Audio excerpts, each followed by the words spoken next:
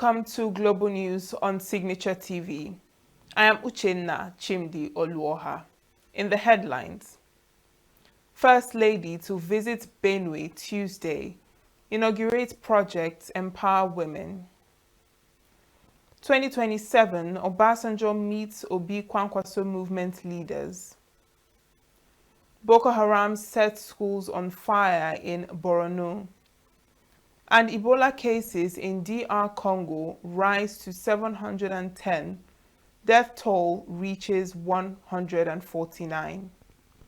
Details in a moment.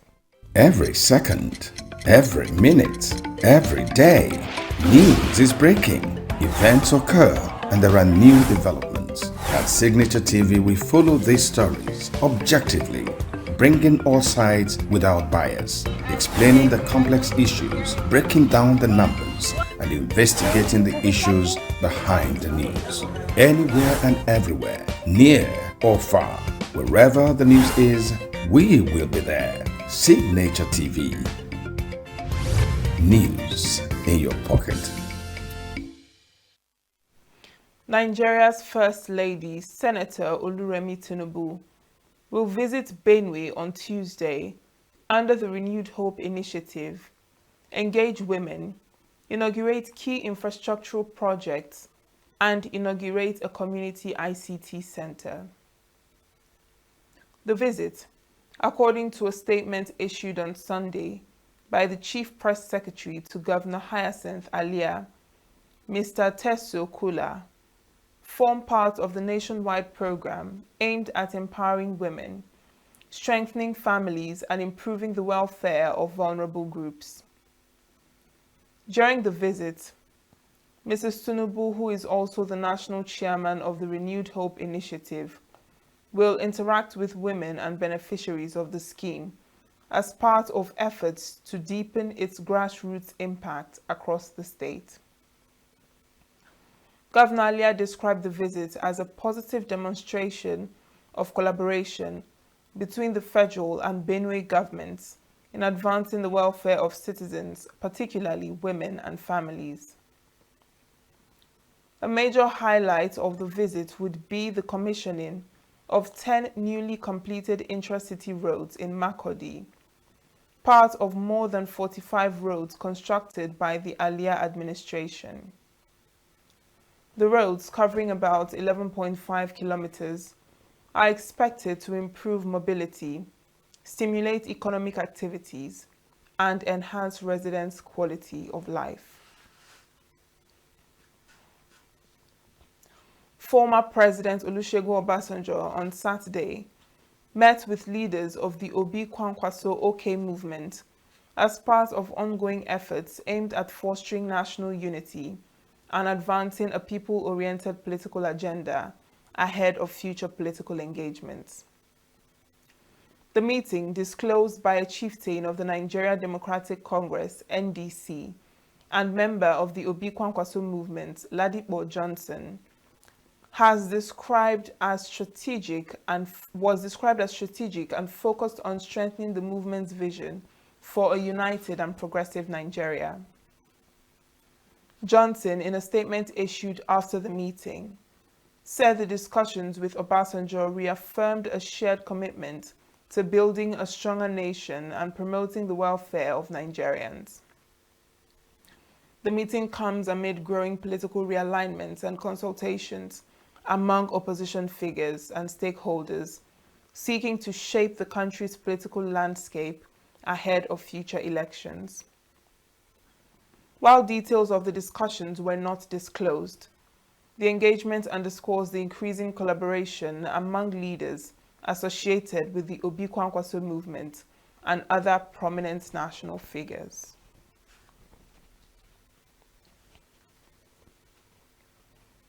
Suspected Boko Haram ISWAP terrorists have set ablaze primary and secondary schools in Kautikari village, Chibok local government area of Borno State. This is coming after the pupils of Musa Primary and Junior Secondary School, Askira Uba, were abducted for almost a month without a trace. Security sources say the assailants invaded the town, which has suffered multiple attacks around 7 p.m. on Saturday. All efforts to speak to the police public relations officer, ASP Nahum Kenneth Dasso, was not successful as his phone was not reachable.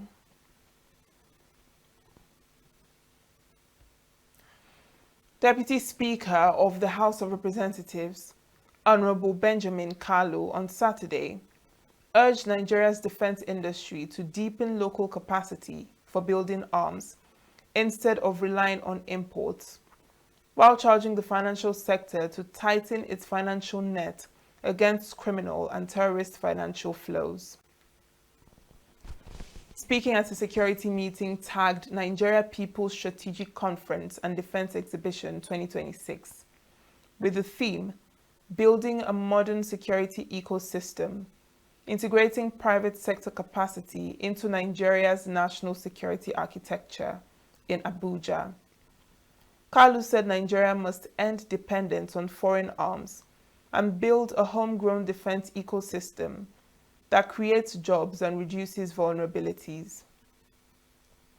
The Deputy Speaker also called on the nation's financial sector to strengthen due diligence and transaction monitoring to block all kinds of illicit funding. He said the technology sector should provide platforms for intelligence sharing and early warning, tasked the civil society on bridging the gaps between communities and government, while the legislature will continue to provide legal scaffolding through constitutional review, appropriation, and oversight. The Katsina state government has confirmed the death of a former Director of Defense Information, retired Major General Rabe Abubakar, while in the custody of bandits. The announcement is contained in a statement issued on Saturday by the Commissioner for Internal Security and Home Affairs, Nasiru Mwazu, and made available to journalists. The government said the retired military officer died from complications arising from diabetes and hypertension. The statement noted that several efforts were made by the state government and security agencies to secure his release, but that the attempts were unsuccessful, describing the death as a monumental loss not only to his family and Katsina State, but the entire country. Katsina Governor Diko Rada, who described the incident as a dark moment, extended condolences to the family of the late general and assured that the government remains committed to working with security agencies to combat banditry in the state. Operatives of the Department of State Services have arrested a suspected arms courier in Kano State, allegedly transporting weapons intended for delivery to a notorious bandit leader operating in Zamfara State. The suspect was apprehended on Friday in Gezawa local government area, following actionable intelligence. According to the report, the suspect was intercepted while moving a cache of arms and ammunition from Maigatari local government area of Jigawa State to Funtua in Katsina State for onward delivery to criminal elements. The suspect reportedly confessed that he was contracted to transport the weapons from Maigatari to Funtua and was promised a payment of 450,000 naira upon successful delivery. According to the report, security agencies have continued to intensify intelligence-driven operations aimed at dismantling logistics networks that sustain banditry, terrorism, and other forms of organized crime across the country. Security operatives in Enugu State have arrested 6 notorious gunmen linked to several violent crimes in the state, and recovered a large cache of sophisticated weapons and ammunition. The suspects, who are said to have been on the security watch list for months, were reported to have been apprehended during coordinated operations carried out by security agencies. The Enugu State Governor, Peter Mba, while inspecting the recovered weapons at the headquarters of the Department of State Services in Enugu, described the arrests as a significant victory against criminality.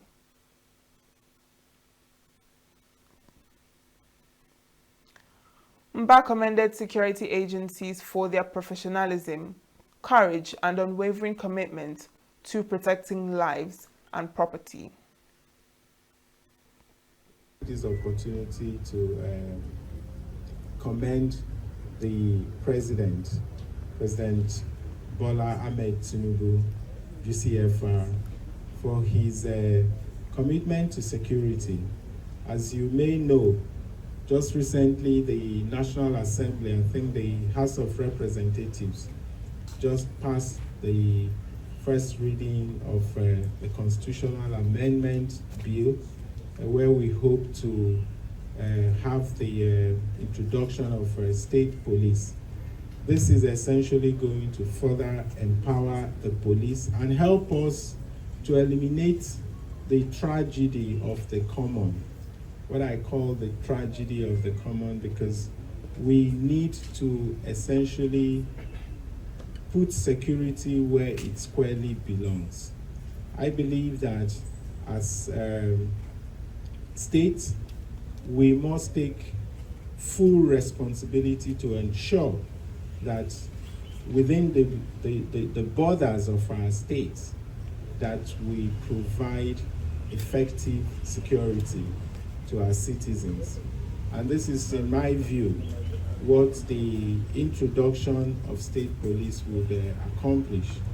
We have also received the funds to go ahead and ensure that all the training institutions are rehabilitated, reconstructed, and renovated. This opportunity to commend. The governor further charged landlords and property owners to conduct proper background checks on prospective tenants, stressing that ignorance would no longer serve as an excuse where properties are linked to criminal activities. The operation led to the recovery of an alarming cache of weapons, including 17 AK-47 rifles,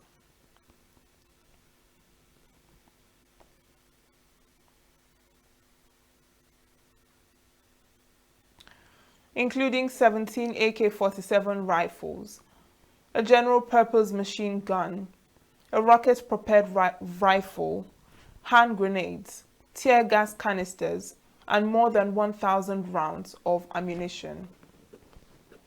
The arrest of the suspects and the recovery of sophisticated weapons is seen as a major boost to ongoing efforts to rid Enugu State of criminal elements. The House of Representatives has announced new minority principal officers, bringing an end to weeks of uncertainty over the positions.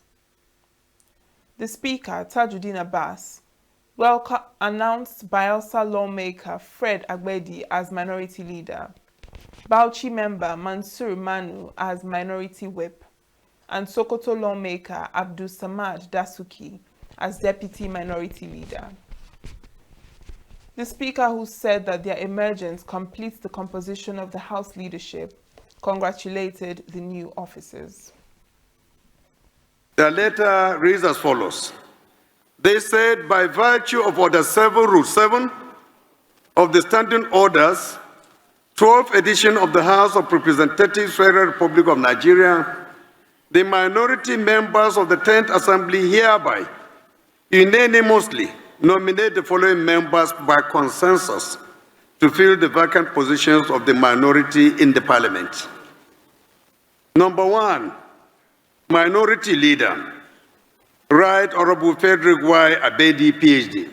Please, can you is the position of Minority Whip, and the person they have endorsed is no other than Right Honorables Manu Soro Mansour. The letter. Earlier, Imo State lawmaker Ikenga Ugochinyere and a group of supporters entered the chamber chanting "No announcement, no sitting" in protest over the delay in naming the minority leadership.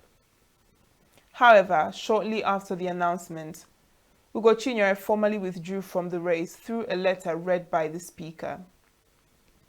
An attempt by Rivers lawmaker Solomon Bob to raise a point of order was declined, while Ugochinyere and his supporters later congratulated the newly announced principal officers. The Central Bank of Nigeria is proposing a sweeping overhaul of the regulatory framework for financial holding companies, including measures to strengthen the operational independence of subsidiaries by prohibiting parent companies from participating in lending decisions and credit approval processes. The proposed reforms posted on the Apex Bank's website would also require the holding companies to maintain a minimum of 51% ownership stake in their subsidiaries. The draft, signed by Director, Financial Policy and Regulation Department, Dr. Rita Sike, said the reforms were aimed at strengthening governance, enhancing accountability, and ensuring clearer ownership structures within Nigeria's increasingly diversified financial groups. According to CBN, the review became necessary after years of implementing the existing framework introduced in 2014.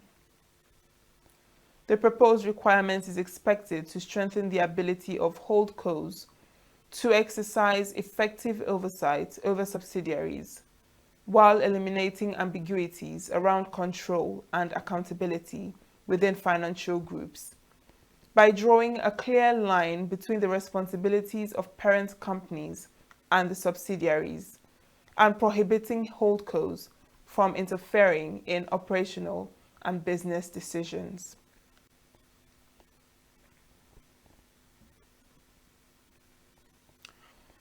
Almost 40% fewer people from Nigeria and 61 other countries got a drug to help prevent HIV infections in 2025 than in the previous year, following cuts in global funding. Data from the Joint United Nations Programme on HIV/AIDS, UNAIDS, also show that 38% fewer people received pre-exposure prophylaxis at least once in 2025 compared to 2024. The figure represented a decline of 1.2 million people from 3.3 million to 2.1 million across countries including Nigeria, Cameroon, and Uganda. The report added that funding for condoms, another preventive, also fell by more than 90% in some countries. Head of UNAIDS, Winnie Byanyima, said the world is undergoing the most serious disruption of HIV services since the HIV response started, describing the impact as dramatic. She said funding cuts combined with rising pushbacks on the rights of key populations, notably LGBTQ people, had combined to bring about the drop in access, which would lead to a rise in new infections and deaths in the coming years.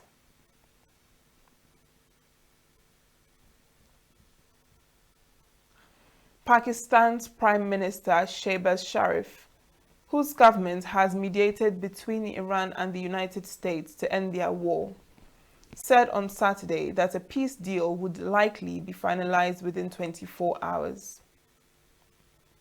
Sharif said in a post on social media platform X that the countries are closer to a peace deal than ever before, saying that Pakistan is preparing for the electronic signing of the peace deal immediately after, followed by technical level talks next week.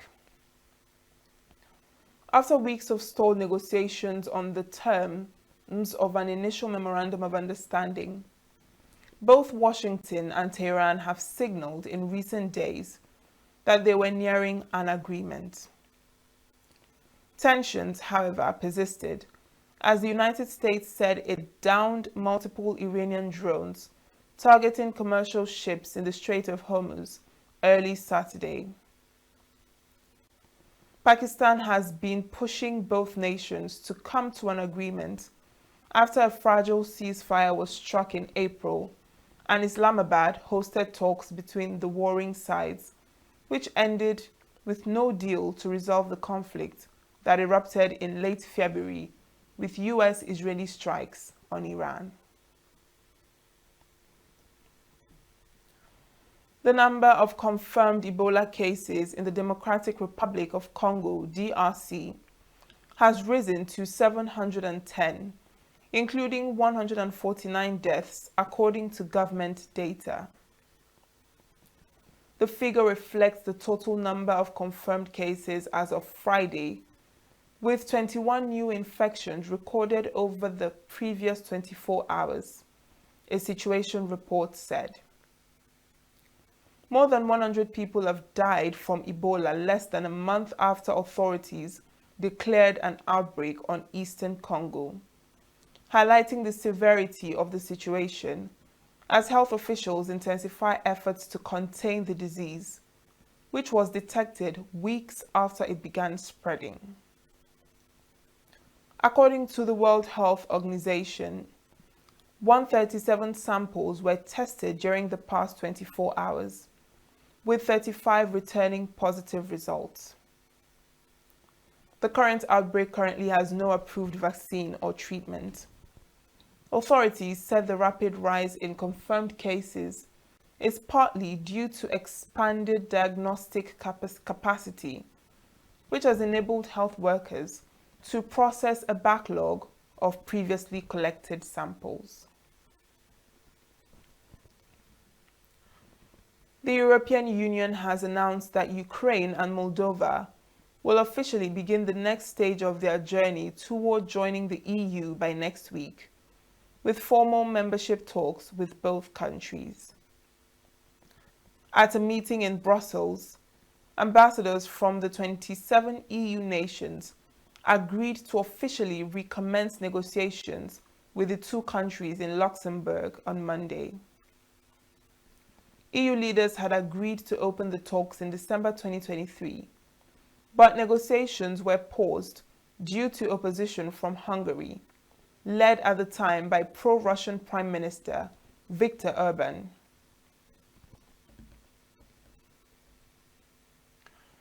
European Council President Antonio Costa and European Commission President Ursula von der Leyen said in a joint social media post that all member states agreed to open the first accession negotiations with Ukraine and Moldova. Entry negotiations with Kyiv were formally opened in June 2024, kickstarting a complex process that usually takes years and involves negotiations on everything from agriculture to the rule of law. Coming up next is sports news. Algeria and Morocco will fly Africa's flag at the 2026 International Wheelchair Basketball Federation (IWBF) Wheelchair Basketball World Championship scheduled to take place in Canada later this year. Algeria's women's national wheelchair basketball team has been drawn in a challenging Group B, where they will face formidable opponents including the United States, Japan, the Netherlands, Germany, and France as they bid to make an impact on the global stage. Meanwhile, Morocco's men's team will compete in Group D alongside Germany, Iran, and host Canada in what promises to be a highly competitive group. The participation of both North African nations underscores the growing development of wheelchair basketball across the African continent, with Algeria and Morocco aiming to showcase Africa's talent and competitiveness at one of the sport's biggest international events.